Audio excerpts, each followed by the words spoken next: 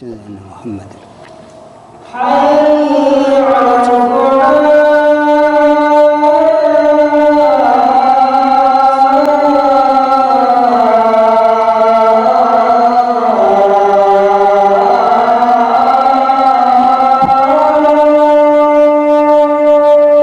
لا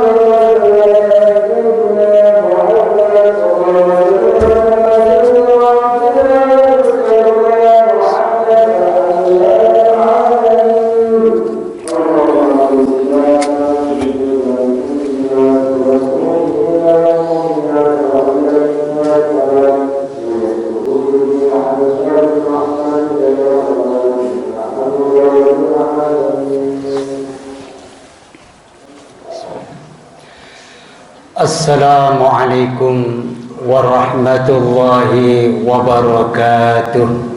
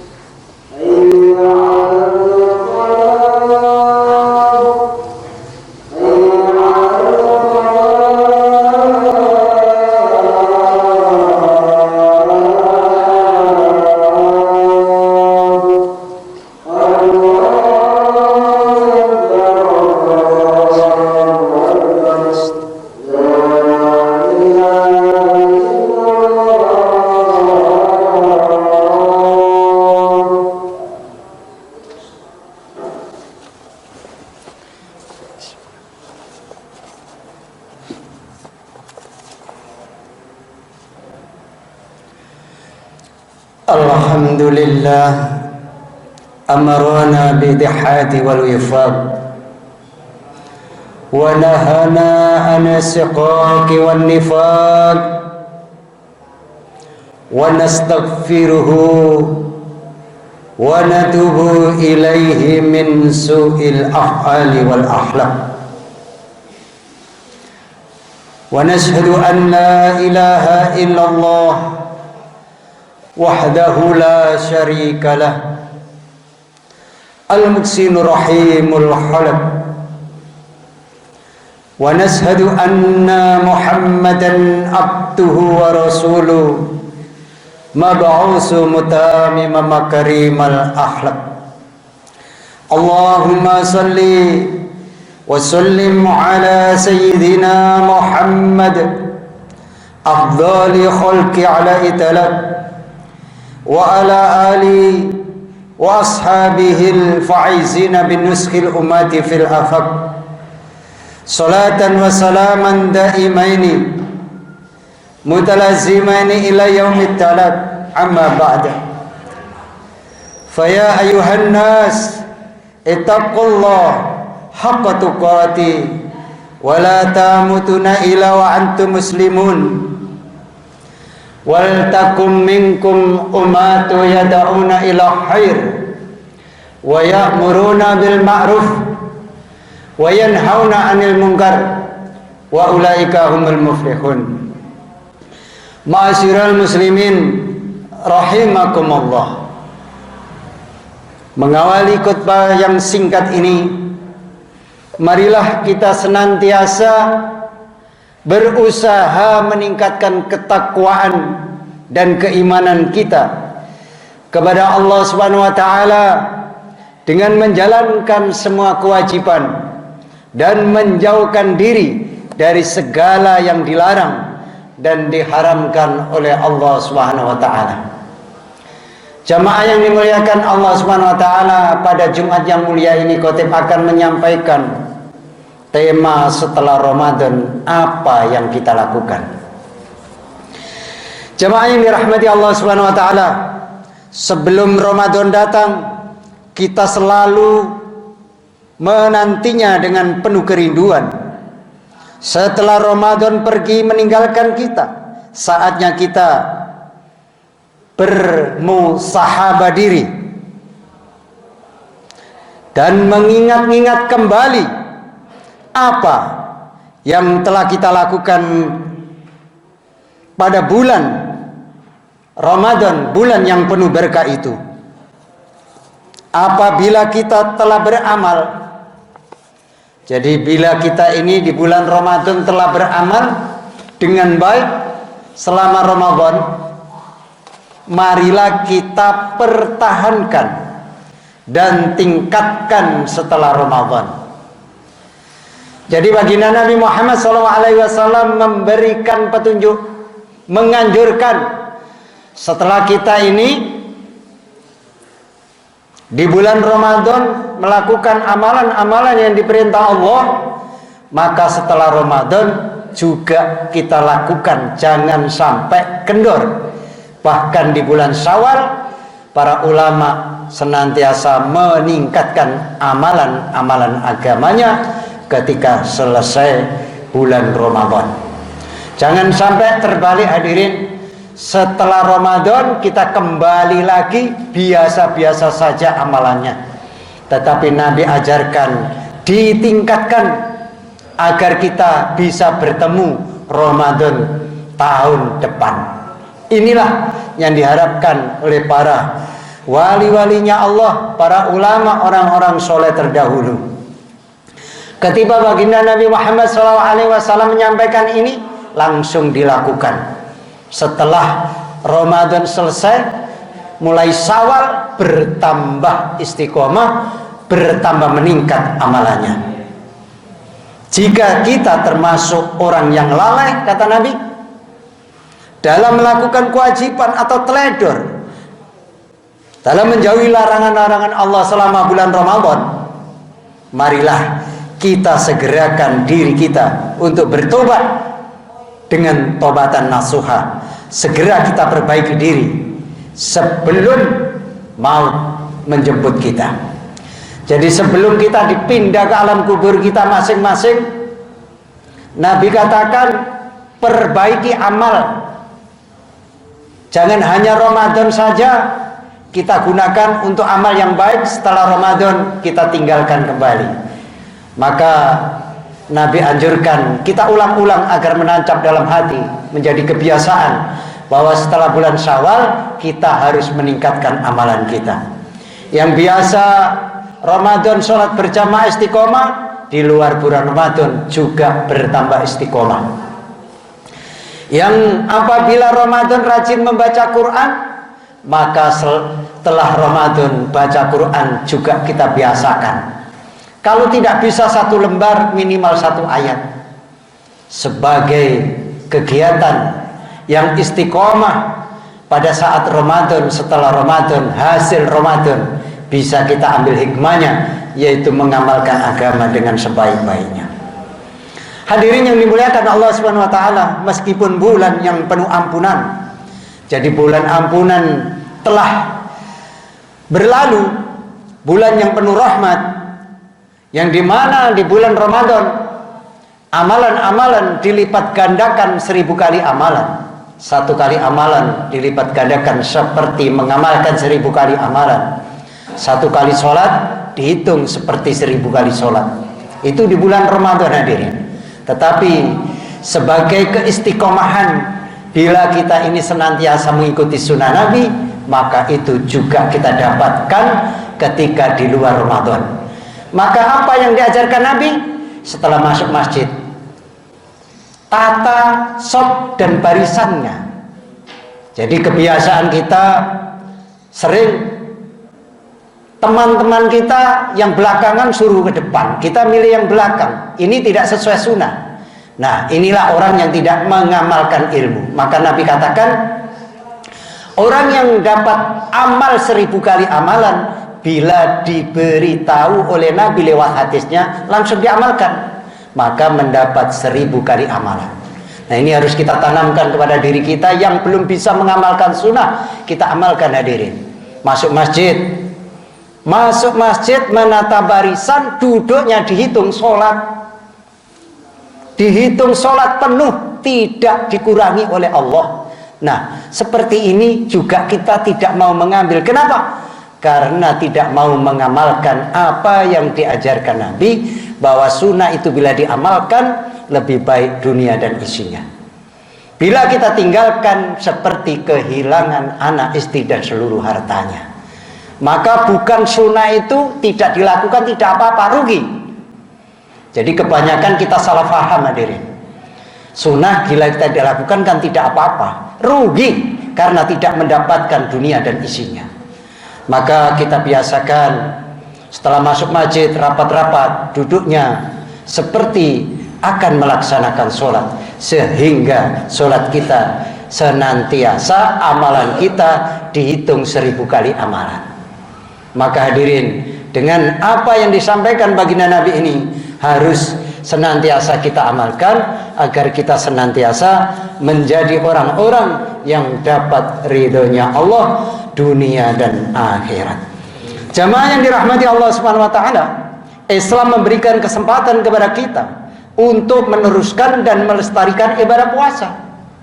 Jadi Nabi menyampaikan, kalau puasa sudah selesai, maka amalan tidak selesai, maka harus dilestarikan, kata Nabi. Rasulullah SAW menganjurkan kepada kita untuk berpuasa 6 hari di bulan Syawal, sebagaimana Rasulullah SAW bersabda, yang maknanya, barang siapa yang berpuasa Ramadan kemudian mengikuti dengan berpuasa 6 hari di bulan Syawal, maka dia seperti puasa sepanjang tahun. Hadis riwayat Muslim. Maknanya 10 bulan itu pahala puasa Ramadan 6 hari adalah setara 2 bulan puasa. Maka bila kita puasa Syawal 6 hari, maka pahalanya setara dengan puasa 1 tahun. Itulah yang dijelaskan oleh baginda Nabi Muhammad SAW. Maka yang belum melaksanakan sunnah puasa 6 hari ini, mari kita lakukan, agar hidup kita senantiasa mendapatkan ridho dari Allah Subhanahu wa taala. Jamaah yang dirahmati Allah Subhanahu wa taala, di samping itu juga ada puasa sunnah Senin Kemis. Nah, ini harus kita lakukan. Ada puasa sunnah 3 hari, al-ayyam al-bid, pada tanggal 13, 14, dan 15 setiap bulan. dan ada beberapa sunnah yang lain. Itulah yang diajarkan dan dianjurkan oleh baginda Nabi Muhammad sallallahu alaihi wasallam.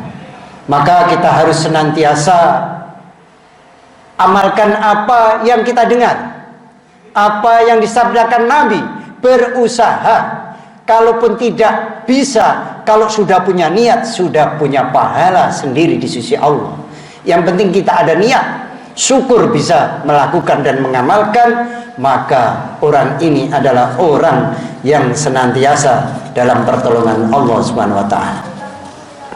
Hadirin yang dimuliakan Allah Subhanahu wa taala, Rasulullah SAW juga menganjurkan agar kita melakukan sholat malam sepanjang tahun.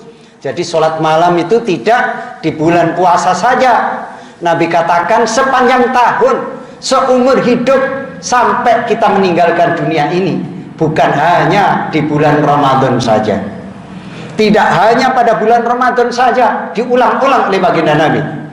Baginda Nabi Muhammad SAW bersabda yang maknanya, semoga Allah merahmati seorang suami yang bangun malam, kemudian ia sholat dan membangunkan istrinya. Jika istrinya menolak, dipercikkan air ke wajahnya. Dan semoga Allah merahmati seorang istri yang bangun malam, kemudian ia sholat dan membangunkan suaminya. Jika suaminya menolak, ia percikkan air ke wajahnya. Hadis riwayat Abu Dawud. Itulah yang disabdakan baginda Nabi. Jadi sholat malam itu tidak hanya di bulan Ramadan, tapi sepanjang tahun, selama kita masih ada umur dan selama kita masih hidup, maka hukumnya dianjurkan sunnah agar kita lakukan sholat malam di lain bulan Ramadan. Jamaah yang dirahmati Allah Subhanahu wa taala, segerakanlah diri kita untuk terus berbuat baik dan melakukan berbagai ketaatan kepada Allah Subhanahu wa taala. Mumpung kita masih muda, kita manfaatkan masa muda kita untuk berbuat baik sebelum kita tua. Jadi Allah itu lebih sayang orang yang masih muda, ketaatannya meningkat dan meningkat terus sebelum datang masa tua. Senyambang kita sehat. Jadi kalau kita diberi sehat, kata Nabi, kita manfaatkan masa sehat kita untuk berbuat baik sebelum datang sakit.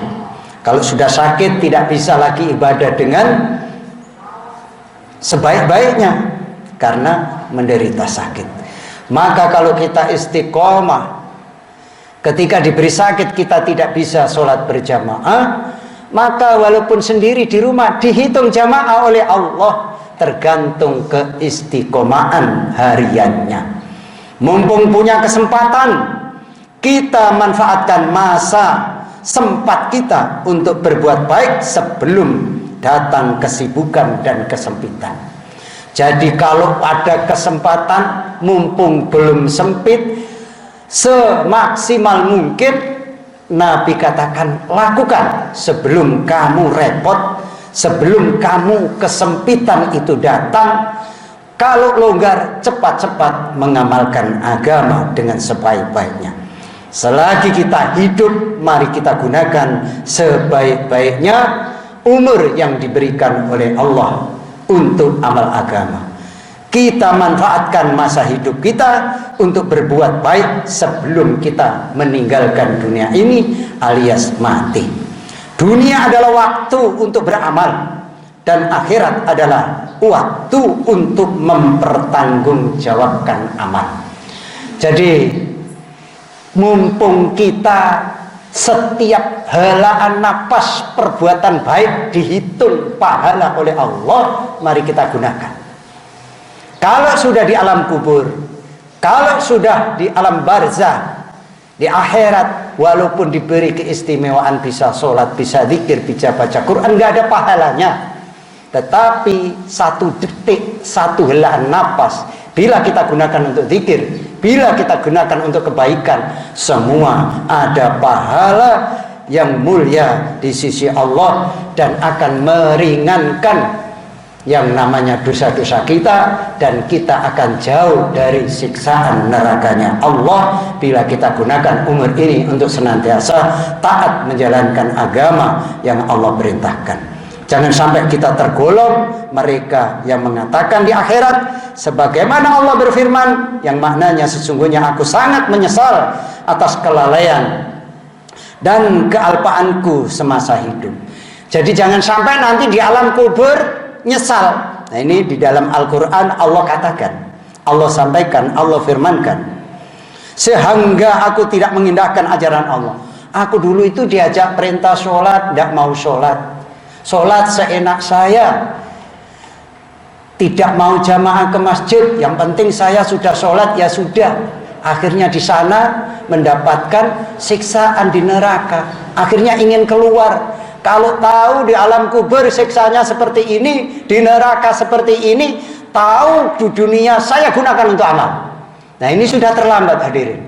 Tidak ada gunanya kalau sudah kita pindah dari dunia ini ke akhirat. Maka informasi yang Allah sampaikan di dalam Quran surat Az-Zumar ini mudah-mudahan menjadi pelajaran kita. Mumpung masih hidup, mumpung masih sehat, kita gunakan sebaik-baiknya untuk amal agama, sehingga akhirat kita tidak ada beban, tidak ada hisab yang berat di hadapan Allah Subhanahu wa taala, tetap dengan kebahagiaan, dengan tersenyum bila kita gunakan sehat kita, umur kita untuk senantiasa mengamalkan agamanya Allah Subhanahu wa taala. Ja'alana Allah wa iyyakum minal faizin al aminin. Wa adkhalana wa iyyakum fi zumratil muttaqin mu'minin muqinin. A'udzu billahi minasyaitonir rajim. Bismillahirrahmanirrahim. Wal asri innal insana lafi khusr illa alladziina amanu wa amilus solihati wa tawassaw bil haqq wa tawassaw bis sabr wa qur rabbighfir warham wa anta khairur rahimin.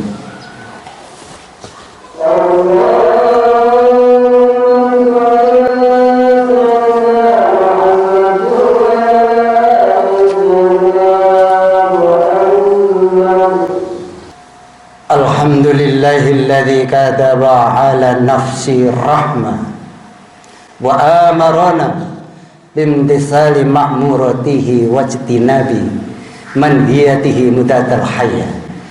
Ashhadu an la ilaha illallah wahdahu la syarika lah wa ashhadu anna Muhammadan abduhu wa rasuluhu ila yaumil qiyamah.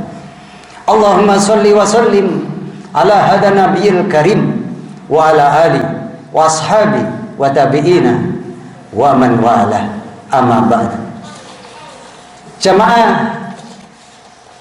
Jamaah rahimakumullah, hendaklah kita senantiasa menjaga dan terus mengerjakan apa yang Allah wajibkan kepada kita.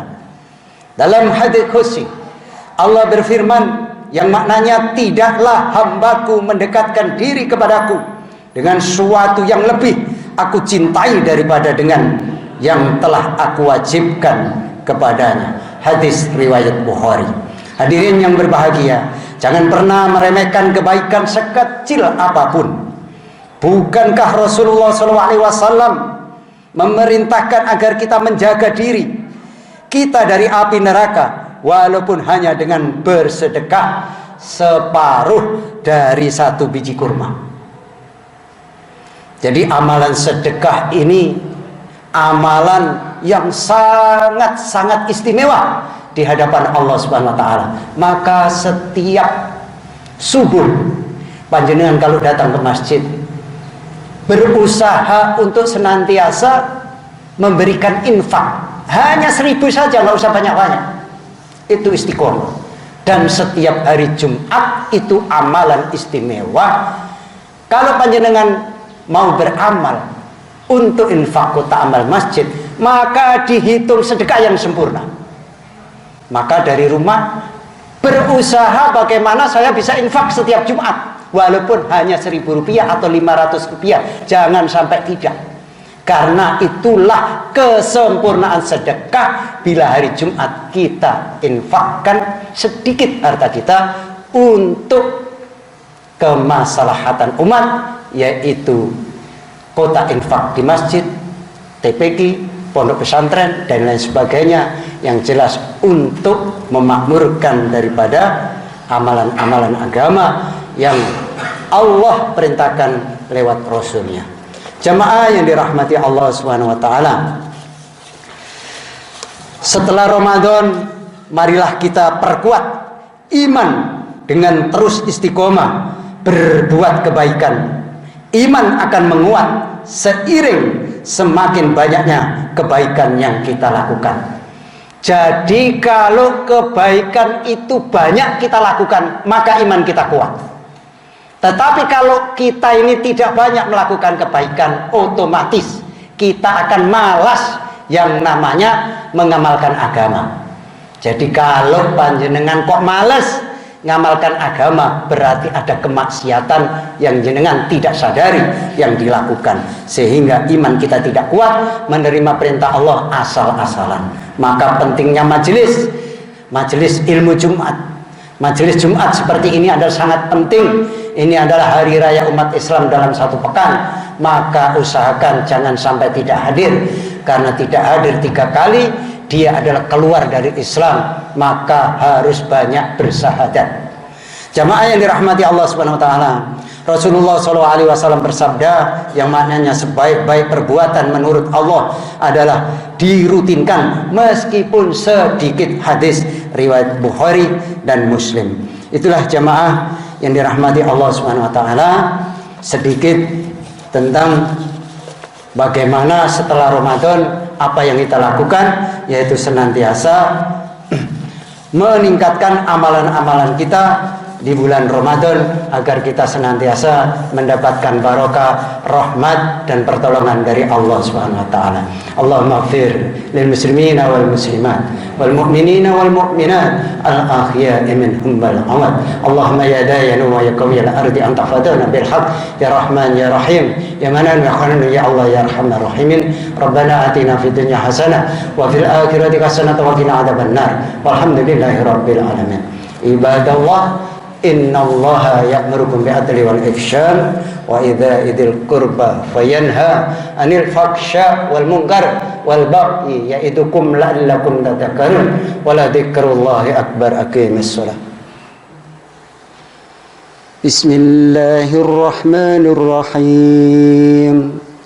Alhamdulillahi rabbil alamin. Ar-Rahmanir Rahim.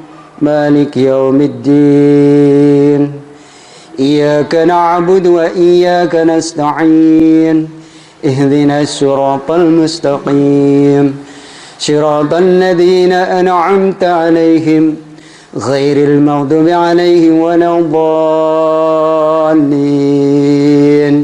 آمين.